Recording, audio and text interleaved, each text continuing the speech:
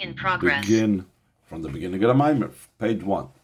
So he says, Vayashkem Lavan b'bakar. It says that Lavan got up in the morning, early in the morning, after he caught up with Yaakov, and they had a whole discussion and a little bit of a dispute, and they settled it. So then Lavan got up early in the morning before he left. Vaynashik Lavan Levnoisav, and he kissed his sons and his daughters. Vayelech v'yashuv Lavan kaimai. And Lavan went and he returned to his place. Yaakov halchal darka. Yaakov went on his road. Mavur b'Torah, it's explained in Torah, which the Rebbe always refers to. The Chassidische Parsha, just like a person has to review, b'maver sedra, shnayim mikra v'echad targum. So the Chassid reviews the Torah and look at the Torah of the week. So it's brought down in the Torah of the week. But Torah Chaim, so part to say, no, also the Torah Chaim of the Middle Rebbe, which will explain many of the Mamorim from Torah. It's also in Torah Chaim at the end of our parsha. According to the well-known aphorism, that the Torah is speaking in the upper worlds, it's hinting at the lower worlds. In other words, when we read a pasuk Vayashkem Lavan b'bakar, the first thought, the first meaning, is not Lavan Harami, the physical Lavan got up early in the morning. Who cares? Lavan got up early in the morning. Rather, it's talking about a spiritual level of Lavan, and he got up early, and he kisses his daughters and his sons and his daughters, etc., etc. So, and then once the Torah spoke about it in that high level, in the spiritual realms, it also hints at what actually happened down here, because Nishtal Shlomehen, because that takes place in the upper world, so this occurs down here in the physical world. The Masha calls it what it says in the pasuk. Vayashkem Lavan b'bakar. What does it mean that Lavan got up early in the morning? It's referring to the supernal whiteness of above. Adlat's Musi is Baruch Tol Hashem's very essence and being. What it says that he kissed his sons and his daughters.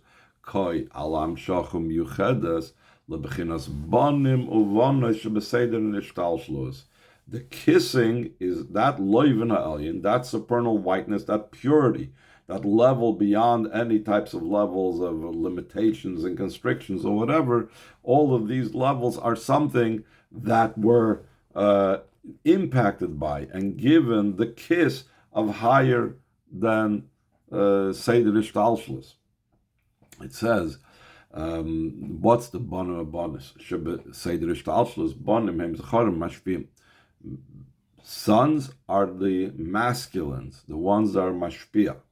Bonis heina kevis, and the daughters are the females, heina makablim, the receivers. Shakol Seder Ishtalshlos nechlach lebeza and yana the mashpia makabel. The entire chain order of descent of all the worlds is divided into the ones that give and the ones that receive, and often it's also the same level that gives is receiving from a higher level, and the same level it's receiving from a higher level is a mashpia to a lower level. But the point is, everything is in a state of givers and receivers, bonim and bonis. And when loivin ha'elyon is revealed, the supernal whiteness, the levels beyond all these levels, kisses and draws down to all these levels, both of them receive a unique influence and hashpah and flow from the supernal whiteness, ba'ofen shel nishika, in a manner of a kiss. There's many different ways how there could be a hashpah from one to another, from a mashpia to a makabel, or from a level that's higher than mashpia and makablim to lower levels. And one of the ways, or one of the greatest ways, is a kiss. What's the idea of a kiss? So he says in line 15, Sheneshika moiral is masrus ibrigebenkeit betachlis, that a kiss indicates on a total devotion, vashpah miyuchedes, and a unique influence. In other words, you kiss someone that you have a very strong bond and connection with, or that you're trying to express a very strong bond and connection with, as opposed to other things. You may give something to someone, or share something, or speak to someone. It's not necessarily a deep connection. A kiss indicates that type of devotion and unique connection. The Inyan Zen Nasa Bavakar shall call Yom. It says, when did Lavan kiss his sons and his daughters? Vayashkim Lavan Bavakar. This occurs in the morning of every day. Shebachol Yom, every day. Top of the next page. Bavakar in the morning. Nimshach Bechinas Loivina Elyon. Comes down this level of the supernal whiteness. Nisinas Koyach Miyuchedes Me'atzmusim Moses Baruch. A unique level of empowerment from Hashem's very essence. Vayinashik Levanov Noisav, as the pasuk says, and he kissed his sons and his daughters. So that is in the whole entire Seder Ishtalshlos, that is what takes place. Since every Hamshach is dependent on the avodah of a person, like it says that he desires the actions of your hands.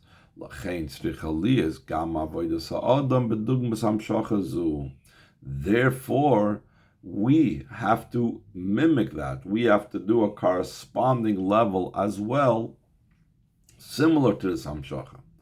What did we do similar to this Hamshacha of Hashem? So he says, that's the reason why every day in the morning it's the time of the avodah of davening. Like it says in the pasuk, that Avram also got up early in the morning, and he saddled his donkey. The idea of saddling the donkey, hints at the avodah of davening,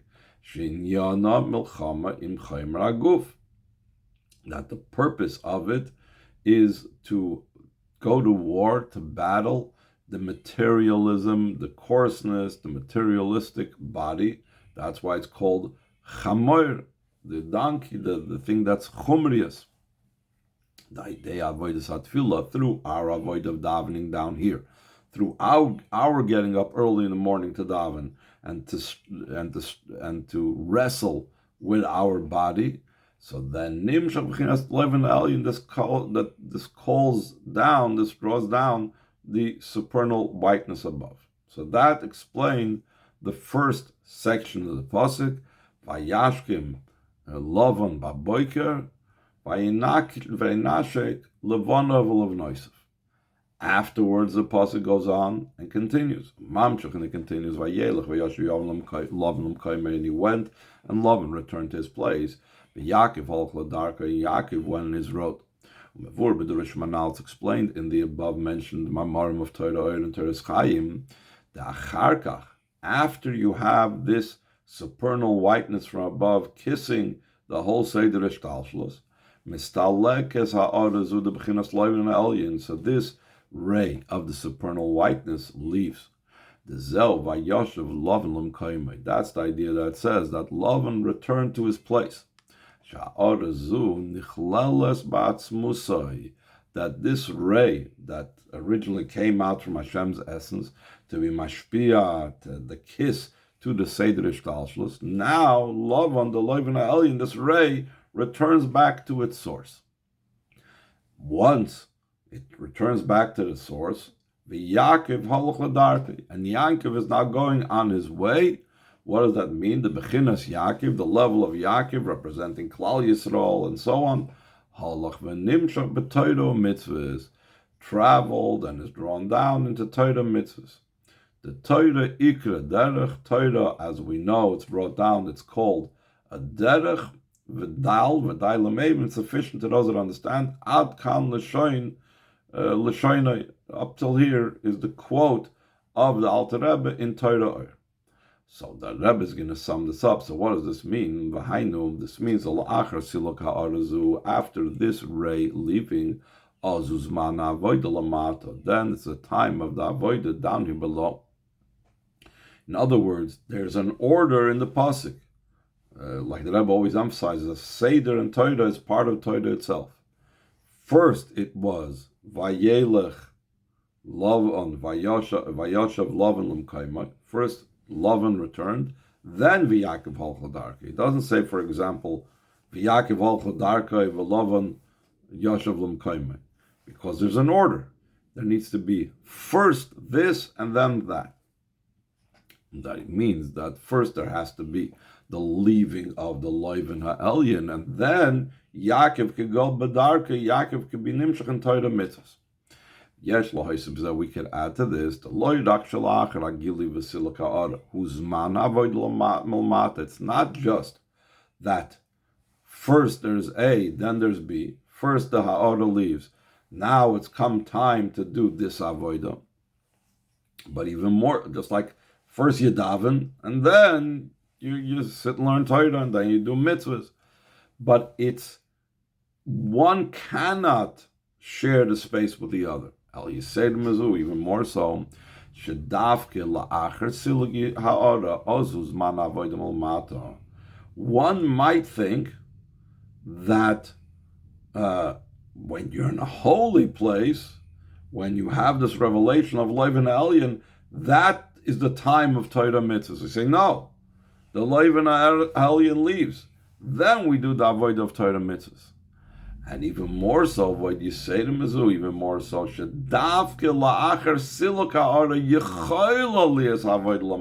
not only is the point that we don't do the avodah when the ha'ara is shining, when the Loiven Elyon is illuminating, but even more so, it's not possible. The only way there could be the avodah down here below, the avodah of Torah mitzvahs, is once the ha'ara of the Loiven Elyon leaves, as he's about to explain. Shleibar, we could say the explanation, this Habir Bazad explanation, this top of page Zayin, for the sake of the service of a person, Ma'aseinu, Avodaseinu, our actions and our service,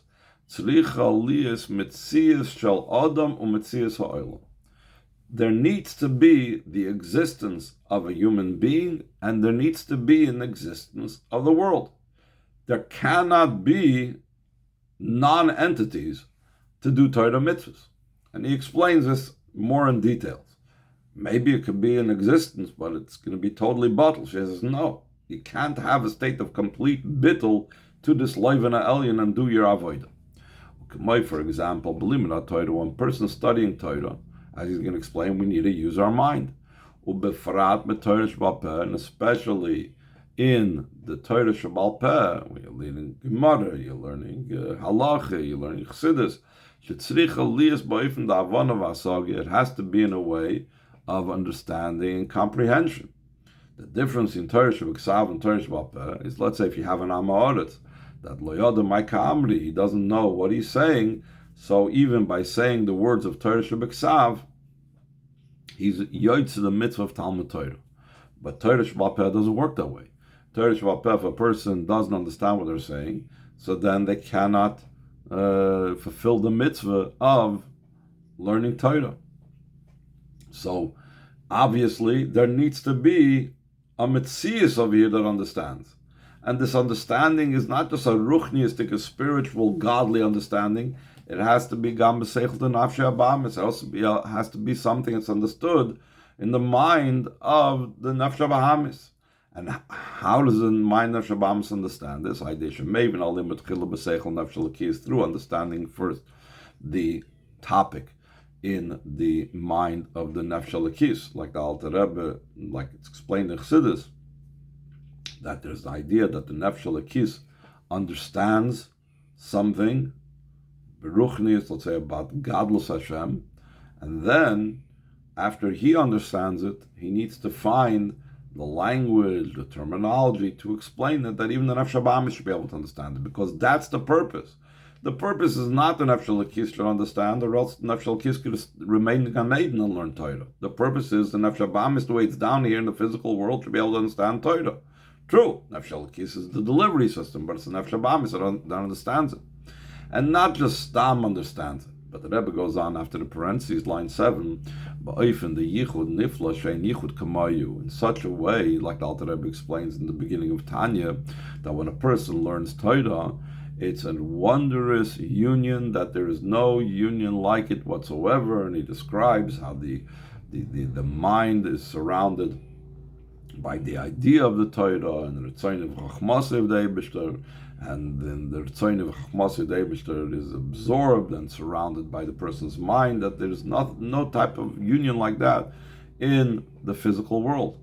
So to do that, there needs to be an I. There needs to be someone that's not completely subsumed and bottled in this life and ha'elyon. I need to be an entity. I need to be a metzias. And that is when we're dealing with the idea of Torah. And the same thing when we're dealing with mitzvahs, valderach, zatzrich aliyas ha'avoida bebirur gashmis ha'olam sotur, has to be in the idea of refining the physicality of the world. And even more than refining, zichuch gashmis ha'olam, purifying the physicality of the world. We need to elevate the physicality of the world. It's very interesting the way the Rebbe divides these into three different distinct levels: the refinement, the purification, the elevation. On the commentary on the side, he actually brings down about this the different stages. We could read this inside. Let's look on line 38 on the right side of the page in the commentary part. So in line 38, the middle of the commentary, second word on the line, he says Shlav Rishon, the first stage of refining something, hu birur hatoiv min hara, choosing. You have to take the good out of the bad. So he says, Dvar Malchus, for example, when you're eating food, when you eat the food for the sake of heaven, to serve Hashem by the power of the food. So that is choosing the good over the bad. The bad of the food is the taiva of it, but you chose the good part. You chose to eat the food for the sake of serving Hashem. Bishlav haba, in the following stage, hadavar agashmi kvar ein chumri ela adin umezuchach, and the physical thing is already not coarse anymore. It's already more refined and more purified. Bishlav nailahum yoser, on a higher level, mis'ala l'kedusha, he becomes elevated to holiness. And he says as follows, in the parentheses, ki gam la'achrei sha'toiv izbar v'nifred maram, even after you chose the good and when you refined it and separated it from the bad, adayin einenu doime legamri l'toiv shel hakdusha mamish. It's still not completely likened, it's not completely similar to the good of Kedusha. V'rak b'shlav naila yoser, only in a higher stage, hatoiv shayim uruv bara, the good that was intermingled with the bad, oilo l'kedusha mamish, goes up to holiness mamish. Perhaps this is referring to that it says that on Shabbos, all the birurim that I did during the week, because there is aliyas ha'olamas on Shabbos, so all the birurim I did during the week are rising up to kedusha. So maybe that is that higher level that he's referring to. Be that as it may, putting aside all these distinct levels, but the point is, we're engaging with the physical world. There must be a physical existence, a world that exists. So he says in line 11, back to the text itself, for the sake of all this, there has to be the existence of the person and the world. And when the supernal whiteness shines in this world, it's impossible to be the avoid of a person in its perfect state, in its complete state. How come? Someone that makes a sign in the air while he's standing in front of the king, he makes a circle in the air to signal someone something.